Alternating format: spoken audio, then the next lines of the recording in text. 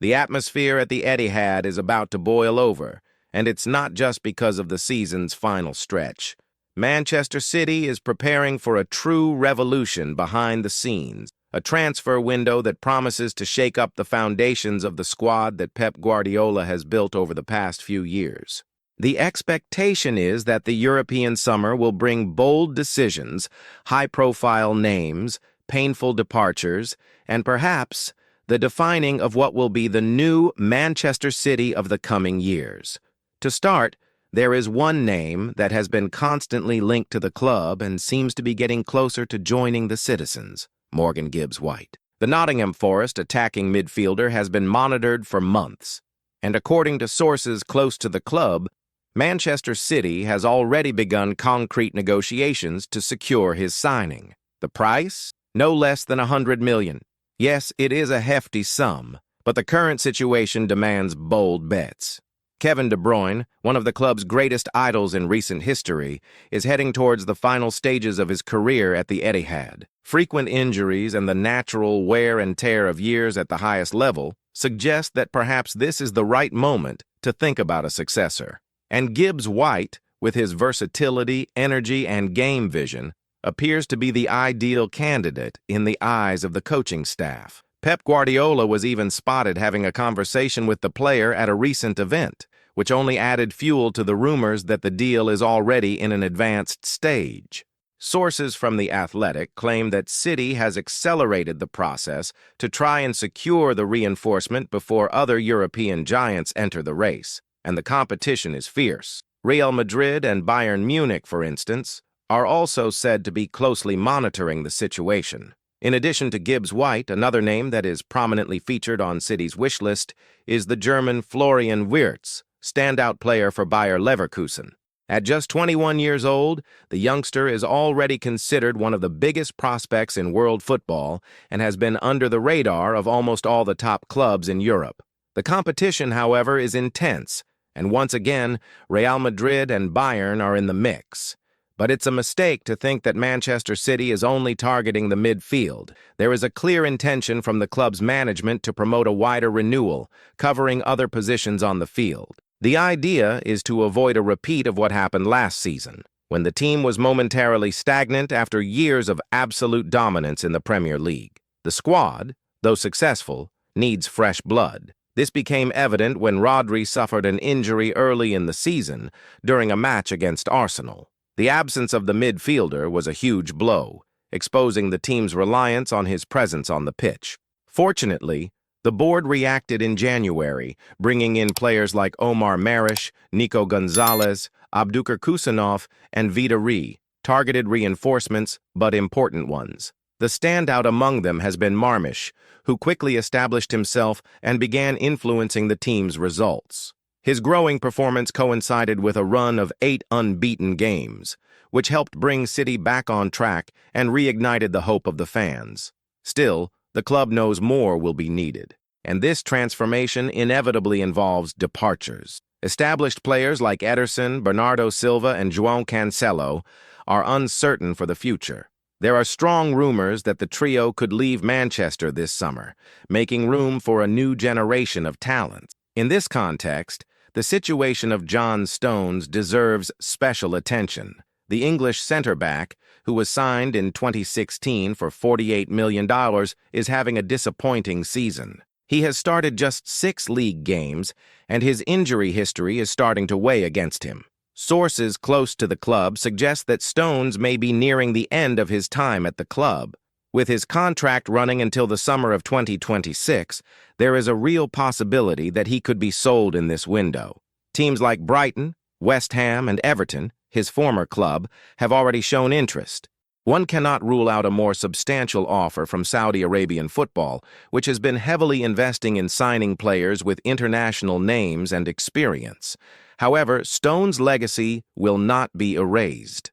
Under Guardiola's guidance, he evolved as few players have and was a key figure at several crucial moments.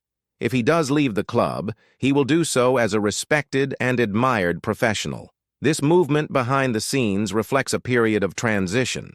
The arrival of Hugo Vanna as the new director of football, working alongside Txiki Begiristain, symbolizes a change of direction. Together, they are tasked with leading this reconstruction process, balancing experience with youth, established talent with promising bets. And it's not just players like Gibbs White and Wirtz that are on the radar. Another gem of European football that could appear at the Etihad is Hugo Larsson, the midfielder from Eintracht Frankfurt. At 20 years old, the Swede is being touted as one of the biggest prospects in the Bundesliga. Valued at around $51 million, he represents exactly the type of player City is looking for to build the spine of the team for the future. Larsson has characteristics that resemble those of Ilkay Gundogan, the team's former captain. Capable of playing box-to-box with boundless stamina, good passing, attacking runs, and sharp game vision, the youngster impresses not only with his technique but also with his tactical intelligence. His recent performances have caught the attention of clubs like Arsenal and Liverpool, but City has already initiated talks and may try to fast-track negotiations to avoid a bidding war. The sporting project offered by Guardiola is a powerful attraction. The coach seeks players who not only have talent, but also understand his playing philosophy. Larsson, with his multifunctional profile and tactical discipline, seems to fit perfectly into the Spanish manager's plans. At the same time, the club is also closely monitoring names like Franco Mastantuono from River Plate and Gabriel Serra from Galatasaray, both considered viable options to reinforce the midfield. But all signs point to Larsson being the priority at this moment. Meanwhile, the fans are asking themselves, what will the team look like without Kevin De Bruyne? He has been the brain of Manchester City for almost a decade. His departure will leave an enormous void, not only technically but emotionally. Therefore, the choice of his successor will be crucial. Another important point that could directly influence the remainder of the season is the physical condition of two key pillars of the team, Erling Haaland and Rodri. Both are recovering from injuries and are very close to returning to the pitch. The club is being cautious, but with the FA Cup final on the horizon and the Club World Cup approaching, Guardiola knows he may have to take risks. Pep revealed in a press conference that as soon as the medical departments give their clearance, both will start to get minutes. The concern is valid. Putting them on the pitch without optimal rhythm could be dangerous, but leaving them out of crucial games could also jeopardize the pursuit of titles. Haaland, who has been sidelined since March with an ankle sprain, and Rodri, who has been out since September due to a serious knee injury, are both vital. And the question now is it worth rushing their return, or should they be held back until they're 100%? Whichever decision is made, it will have a direct impact on the outcome of the season. And perhaps this is precisely the big issue of the season, finding the balance between caution and boldness. Pep Guardiola, one of the most innovative managers in football history, has always been known for his daring decisions. But at this moment, with the squad weakened by injuries and about to undergo a structural transformation, he must decide to what extent it is worth taking risks. This includes deciding when and how to reintegrate Rodri and Haaland without compromising their recovery, and at the same time without leaving the team vulnerable in the games that will determine the club's fate in 2025. The FA Cup is an obsession, the Club World Cup a trophy unknown to many of the players. And there is still the Premier League, where City, despite a turbulent season, is fighting to stay among the top four. Amid this competitive scenario, every detail matters. Every selection decision, every minute on the field, every name that enters or exits the squad list can be the difference between success and failure. This is why the planning for the summer is being treated with such seriousness. The coaching staff and the board know they can no longer afford to enter a new season with a squad that merely works. The goal is to have a team that excites, dominates, and is feared once again in all competitions. And for that, changes will need to be made. The possible departures of established players like Ederson and Bernardo Silva represent not only the farewell of key figures, but also the release of an important wage margin to invest in young talents. Bernardo, for example, has flirted with a move to Spanish or French football for years. Ederson, on the other hand, attracts interest from the Arab market and could be one of the targets of multi-million-dollar proposals from the Saudi Pro League. Manchester City is facing a dilemma that any elite club eventually faces, renewing itself while still at the top. Maintaining a winning squad is a constant challenge, and few teams manage to make this transition smoothly. Guardiola has already proven himself capable of this at Barcelona and Bayern. Now, he is trying to replicate the formula in Manchester, but the task is perhaps more delicate than ever. This is because the team's identity, built over the past few years, relies heavily on figures such as De Bruyne, Bernardo, Ederson, and even Stones. Replacing them will not only be a matter of technical quality, but also of emotional and tactical reconstruction. It is a job that requires long-term vision, patience, and precision, and it is at this moment that names like Hugo Larsson gain even more weight. The Swede may not be a direct replacement for De Bruyne, but he represents a step in the renewal process. Along with other young talents the club is monitoring, he could help build the backbone of a new city, more physical, more dynamic, perhaps even more versatile. Another important point to consider is the role of the young players already present in the squad. Pep has been more receptive recently to the integration of youth players and newcomers to the first team. With the imminent restructuring, it may be the chance for young players like Oscar Bob and Rico Lewis to establish themselves among the starters. The 2025-26 season could be the moment when a new generation truly begins to take center stage at the Etihad. This balance between experience and youth will be crucial. Guardiola needs the veterans at the end of their cycles to pass the baton with dignity and for the new players to be ready to carry that baton without letting the intensity drop. And of course, all of this comes with the expectation of a fan base that after years of dominance will accept nothing less than titles. But it is precisely this pressure that makes the moment so fascinating. We are witnessing a turning of the page. What started with a generation, led by figures like Kompany, Silva, Aguero, and Yaya Touré, has evolved into a second cycle of excellence with De Bruyne, Gundogan, Mahrez, Bernardo, and Ederson. Now, a third chapter is being written, and the protagonists of this new phase are still being chosen. In the midst of this transition, one thing remains clear. Manchester City will not cease to be ambitious. Even in the face of potential key departures and the need for reconstruction, the club continues to aim high. The targets in the market are clear. Young players with potential to grow, but who have already demonstrated maturity in top leagues. And all the moves made so far point to a well-defined strategy, where every signing is thought not just for the present, but for the future. What will happen with Kevin De Bruyne is still an unknown.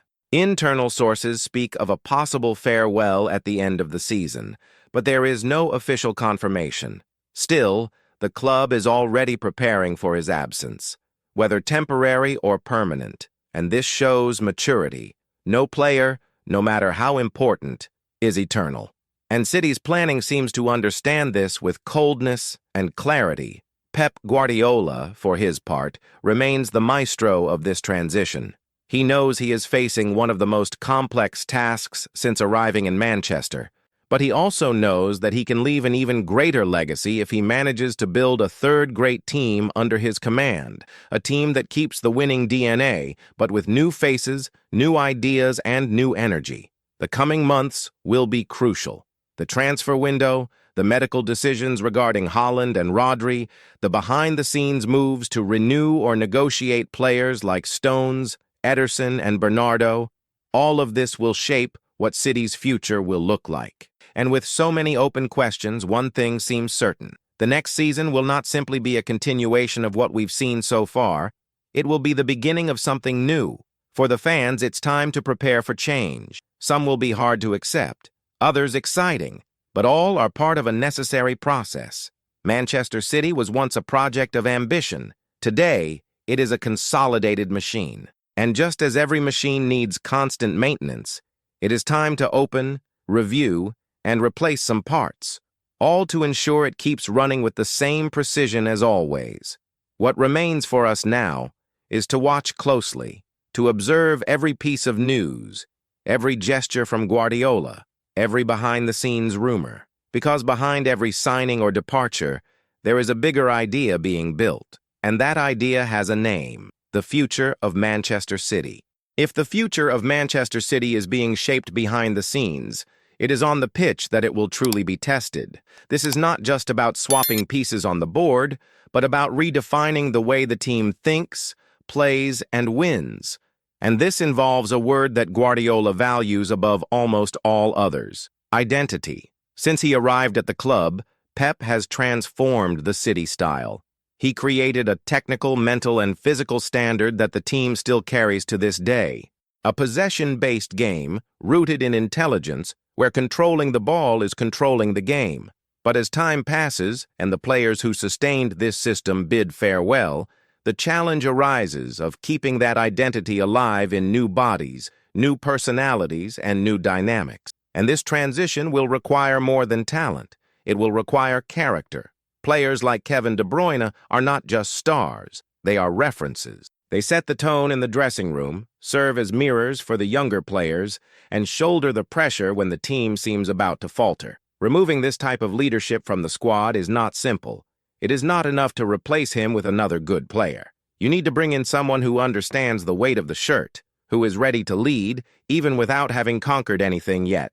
This is why players like Gibbs White and Hugo Larsson are being analyzed so carefully. They are not being signed only for what they can do with the ball, but for what they can represent as central pieces of a new era.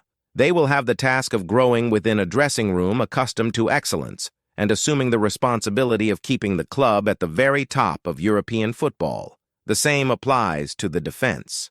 The possible departure of Stones, although understandable due to recent physical issues, leaves a significant void. Stones was much more than a center-back. At many moments, he was the point of balance between defense and midfield, playing as a sweeper, supporting ball progression, and leading plays with a rare intelligence for his position. Replacing him will be both a technical and tactical task. One name is not enough. It will be necessary to adapt the system, perhaps even change the way City positions itself without the ball. At this point, Guardiola's flexibility will be put to the test. He has always shown the ability to adapt, but now the situation demands something more: reinvention. And this puts him in front of one of the most crucial decisions of his career. Stay faithful to the model he built, or evolve it into something new, more physical, more direct, perhaps more vertical. The answer will come with time, but some signs are already being given. The attempt to sign players with greater physical impact, like Larsson, who combines power with technique, suggests a potential change in direction. Perhaps Guardiola is seeking a more explosive, more combative City, one that doesn't depend so much on possession and can react better to opponents who press high and try to break positional play. Another important indication lies in attack. Haaland, although a goal-scoring machine, is a player with very different characteristics from City's former strikers. He does not participate as much in build-up play, but finishes like few others. Adapting the game to get the best out of him without losing collective fluidity was one of Guardiola's greatest challenges, and it continues to be. With his possible return to the pitch in the coming weeks, this integration becomes central once again. He cannot be just an isolated finisher. He needs to be part of an attacking machine that works even when possession doesn't favor the game. And this will only be possible with midfielders who can connect play quickly, dynamically, with vision and precision. This is where the need to find De Bruyne's ideal successor comes in.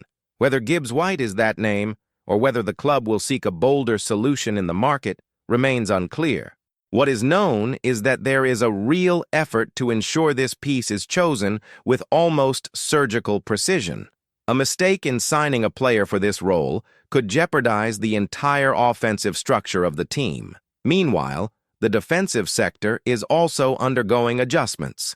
In addition to Stones, there are uncertainties about João Cancelo's future, who, even though on loan at Barcelona, no longer seems to be part of City's long-term plans. His absence has been felt at times, especially in games where ball progression down the flanks proved to be limited. Replacing him will require someone with similar characteristics, a full-back who is both a builder and a marker, capable of playing both inside and outside, depending on the tactical demands. And once again, the importance of the academy emerges. City has invested heavily in player development. and this transition could be the perfect opportunity for lesser-known names to step up. If the new signings need time to adjust, perhaps the young players developed in-house will provide the necessary balance. Players who know the style, who have been breathing the club's philosophy since they were 15 or 16 years old, and who can fill gaps with familiarity and desire. We are at a liminal moment where every step must be measured. The planning for the European summer is the most important of Guardiola's era at City since the arrival of names like Ruben Dias, Mahrez, and Ederson. At that time, the club revamped its spine and laid the foundation for the team that has dominated the Premier League in recent years. Now, a new foundation needs to be built, and the pressure for it to succeed is enormous. The fans, in turn, oscillate between nostalgia and expectation. It is hard to imagine a City without De Bruyne, without Bernardo, without Stones. But it is equally exciting to imagine a new team, rejuvenated, more intense, perhaps even more unpredictable. The big question is, will this transition be quick enough to keep the club competitive on all fronts? The answers will start to appear in the coming weeks. As training resumes, as the injured players return, as the backstage rumors turn into official announcements, a new Manchester City will begin to form before our eyes. And if there's one thing recent history has taught us, it's that under Guardiola's leadership, this team never stops evolving.